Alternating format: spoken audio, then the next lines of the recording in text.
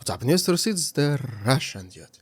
More than 3.5 years into the so-called special military operation, and Russia's leadership has circled back to the very same dusty slogans they began with.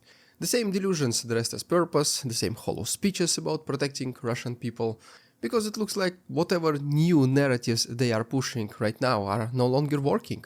Like, can you even name any of them? It's all the same. People start questioning the invasion, asking the right questions, and just in general, more and more families are directly involved by this war, be it coffins returning with their own fathers, sons, and brothers, or knowing a close friend or relative who never came back or lost someone in Ukraine. This is, by the way, exactly what we were predicting a long time ago.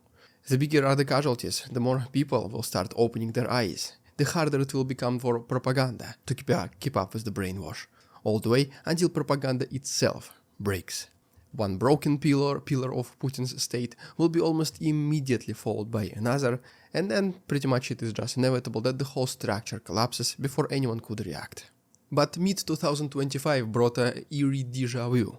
The official narrative found itself back in the spring of 2022, as if the last 1,000 days of destruction never happened. According to Kremlin television, Ukraine is losing men, land and morale, while Russia is losing nothing. Not a single breath, not a single truth. But reality has a stubborn way of contradicting fairy tales. The graves keep expanding, the obituaries keep multiplying, and the illusion of progress keeps shrinking. What began as a quote-unquote liberation has turned into a slow, grinding act of self-destruction that even loyal propagandists can no longer fully mask. So today, let's talk about the dangerous nostalgia of lies, how the Kremlin resurrected its dead slogans, why Donbas turned into a monument of ash, and how this whole tragedy has become an absurd theater of patriotic delusion. The year 2025 was supposed to bring us a little closer to closure. Peace talks, envoys, change of leadership in major Western countries. There was at least some movement in that direction, some attempts to make Putin and Zelensky talk. Instead, it brought the same new season. Sergei Lavrov stepped up to a podium, dusted off his old cue cards from March 2022, and began once again.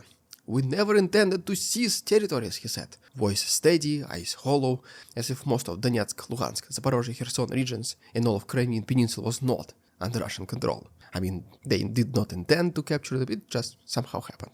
"Our goal was always to protect Russian people who lived there for centuries," then he says. Crimea, Donbas, Novorossiya, none of it was about land, he insisted. It was about legacy and love. The kind of line that might have earned polite applause 3 years ago before every protected community was bombed into oblivion and cities shattered brick by brick, with only one of them also, by the way, being partially restored, Mariupol. But as soon as Russian cameras stopped visiting that city, so did the reconstruction ceased. Lavrov's words echoed through state television like an old tape looped too many times.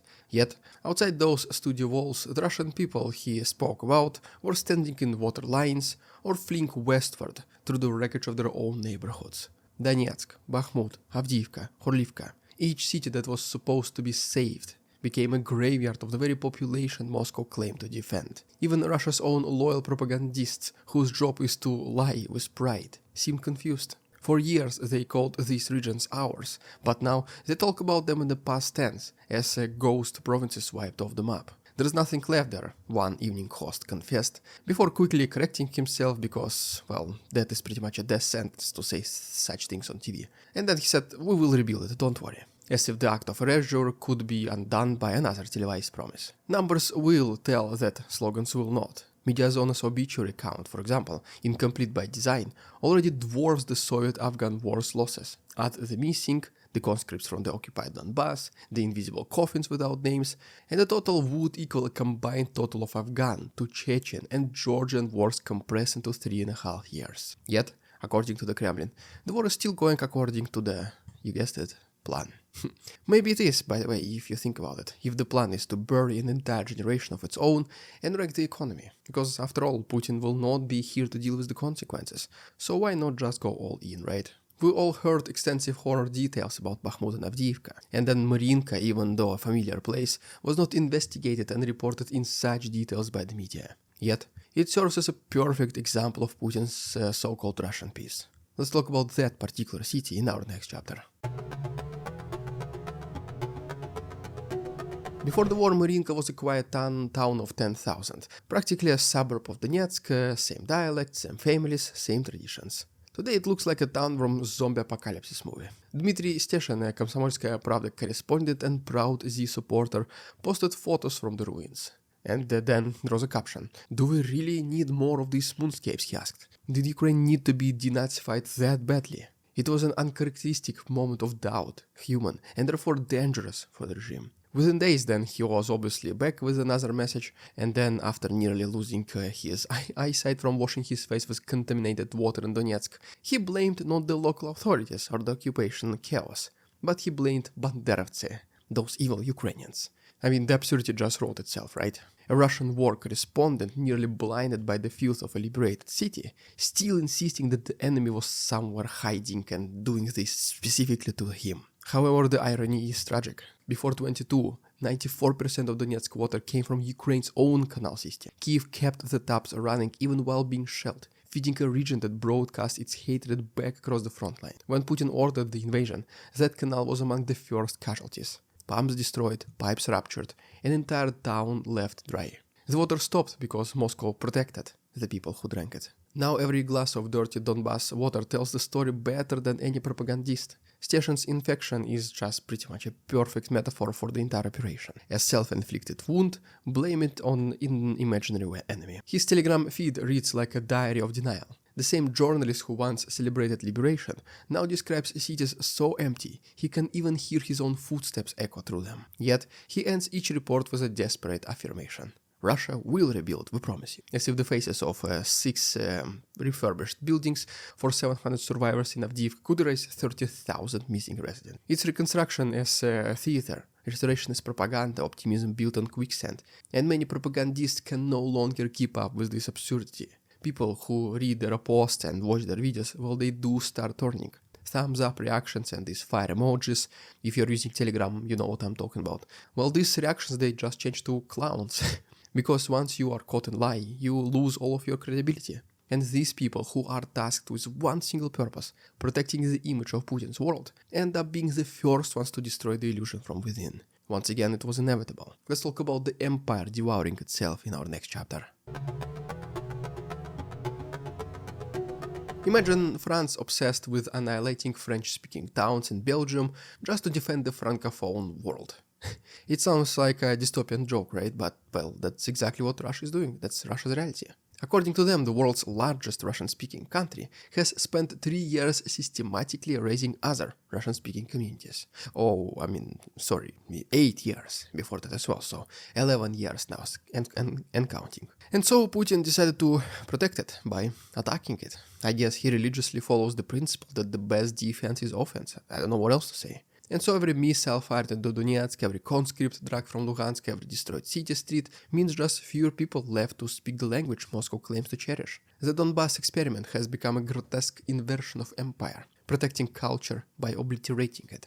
The breakaway republics once promised autonomy and pride, well now they're just emptied husks ruled by local warlords and Ponzi scheme veterans like Denis Pushilin, who seizes the property of the elderly while boasting of so-called reconstruction. The mobilization then machine consumes everyone. Teenage students, factory workers, disabled veterans, even widowers already mourning their sons lost in 2022. The conscription list became obituaries before even the ink has a chance to dry. History books used to glorify rulers who traded blood for progress, and Peter the Great, for example, Putin's favorite person probably, drowned thousands in the swamps to build his paradise on Neva River, a city born from death but still alive centuries later. Putin's project lacks even that twisted logic.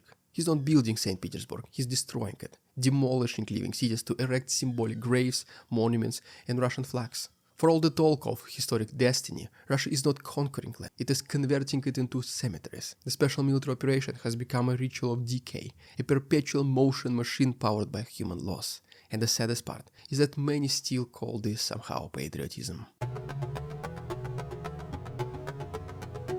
When the slogans grow stale, the apologists switch tactics. He's playing the long game, they whisper. It's all part of the plan. The pseudo-intellectual Z-influencers now sell a new myth, that Putin's crude rhetoric is merely camouflage for sophisticated politics everyone is just too stupid to truly understand. In their narrative, the speeches about Nazis in biolabs are just theater for the masses, while the real leader is carving out Russia's place in a cold, calculated global chess match. They flatter themselves as the smart audience, the ones who see through the propaganda, but still believe it is in their own architect. It's a comforting delusion, yes, right, to admit that there is no grand design, that the devastation is random and self-inflicted, and I mean this would truly mean accepting that the empire's suffering is meaningless. So they just wrap chaos in theory. They call destruction strategy. They turn mass poverty into sovereignty. But you cannot just Machiavelli your way out of a demographic collapse.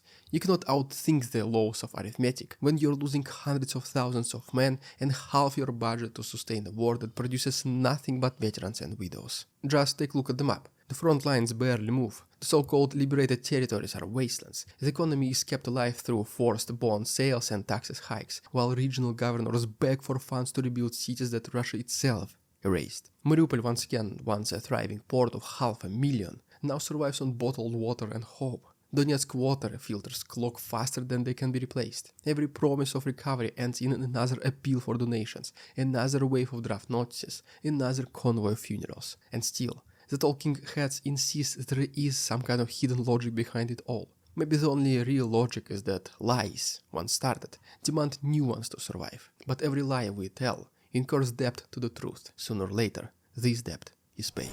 Well, there you have it, guys. If you haven't done so already, please subscribe to my channel for more videos like this. If you wish to support our work, there are links down below, for example, PayPal, donations and Patreon memberships. Thanks so much for watching. See you tomorrow.